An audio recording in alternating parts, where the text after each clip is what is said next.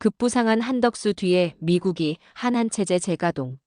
한덕수 대통령 권한대행이 적폐 세력의 대통령 후보로 급부상하고 있습니다.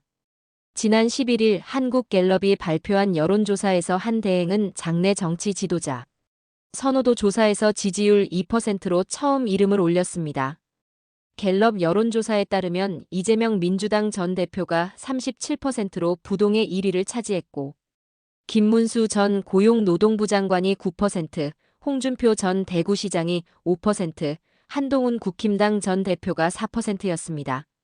그리고 리얼미터가 14일 발표한 여야 차기 대선 주자 선호도 여론조사에서 한 대행이 8.6%를 얻어 단숨에 3위를 차지했습니다.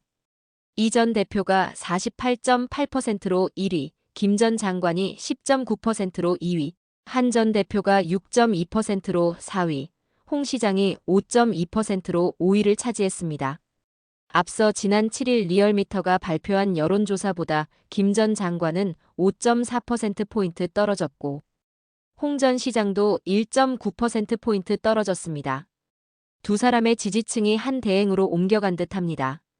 한 대행은 대통령 선거 출마 의사를 아직 밝히지 않았습니다. 그런데도 적폐 세력 후보 중 김 전 장관 이외에 다른 후보들을 다 제친 것입니다.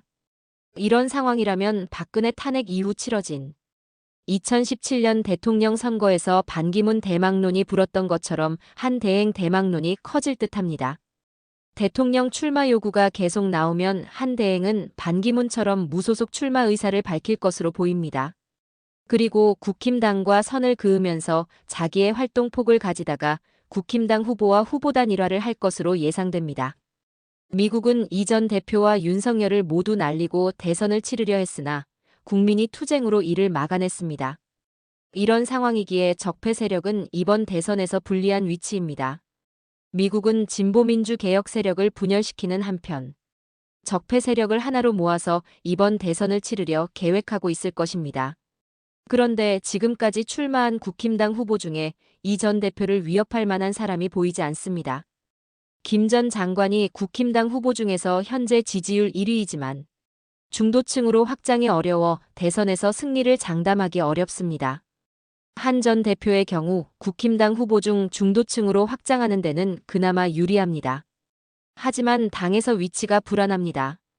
그렇다면 미국은 국힘당 후보 중에서 가장 가능성이 있는 사람과 이른바 제3지대에서 지지율이 높은 사람을 단일화해야만 그나마 경쟁력이 생긴다고 볼 것입니다. 미국이 제3지대에 적합한 인물로 한 대행을 점찍은 것이 아닐까요? 한 대행 대선 차출론이 불거지기 시작한 것은 도널드 트럼프 미국 대통령과 전화통화 이후입니다. 미국은 지속해서 한 대행 체제에 지지를 보냈습니다.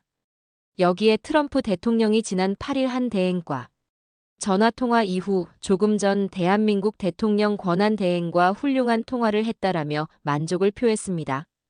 트럼프 대통령이 만족을 표현했다는 것은 한 대행이 미국의 요구에 별다른 이견을 내지 않고 수용했다는 의미라 할 수 있습니다.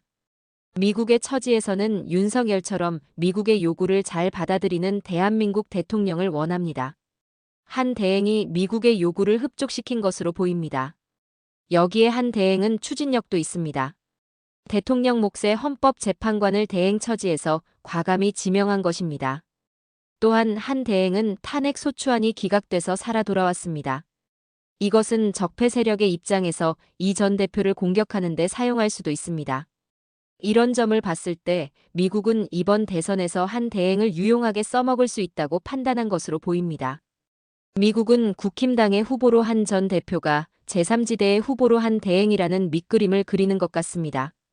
지난해 윤석열 내란 이후 한 체제를 가동하려다 실패했는데 이를 다시 복원해서 정권 재창출의 꿈을 꾸는 듯 보입니다. 하지만 한 전 대표나 한 대행이나 윤석열이 키운 인물입니다.